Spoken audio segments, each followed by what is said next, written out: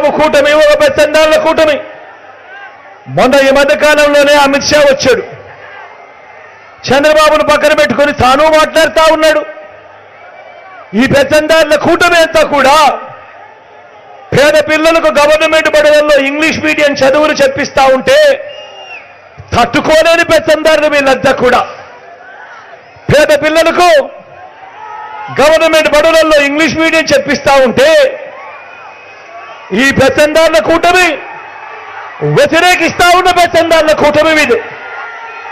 నేను అడుగుతా ఉన్నా, మొన్న అమిత్ షా వచ్చి ఈ మాటలు మాట్లాడుతూ ఉన్నా ఈ ఢిల్లీ పెద్దలను అడుగుతా ఉన్నా, ఈ చంద్రబాబును అడుగుతా ఉన్నా, ఈ దత్తపుత్రుడిని అడుగుతా ఉన్నా, వీళ్లకు మద్దతు ఇస్తా ఉన్నా రామోజీరావును, ఈనాడు రామోజీరావుని అడుగుతా ఉన్నా, ఆ రాధాకృష్ణుని అడుగుతా ఉన్నా, TV5 అడుగుతా ఉన్నా,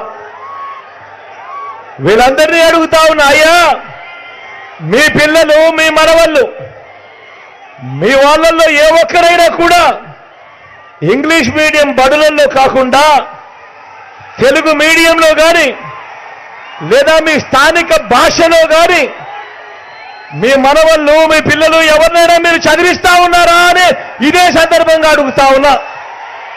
నేను అడుగుతా ఉన్నా, ఇటువంటి భావజాలం, ఇటువంటి పెత్తందారీ భావజాలంతో ఇలాంటి వాళ్ళు ప్రజల ముందుకు వచ్చి మాకు ఓటు వేయండి అని చెప్పి ఇలాంటి వారు అడుగుతా ఉన్నారు అనంటే, ఇలాంటి వారికి రేపొద్దున ఓటు వేస్తే పేద పిల్లలు గవర్నమెంట్ బడులలో చదువుతా ఉన్న పిల్లలకు ఏ ఒక్కరికైనా కూడా ఇంగ్లీష్ మీడియం వీళ్ళు నేర్పుతారా అని ఇదే సందర్భంగా నేను మిమ్మల్ని అడుగుతా ఉన్నా. ఆలోచన చేయమని అడుగుతా ఉన్నా.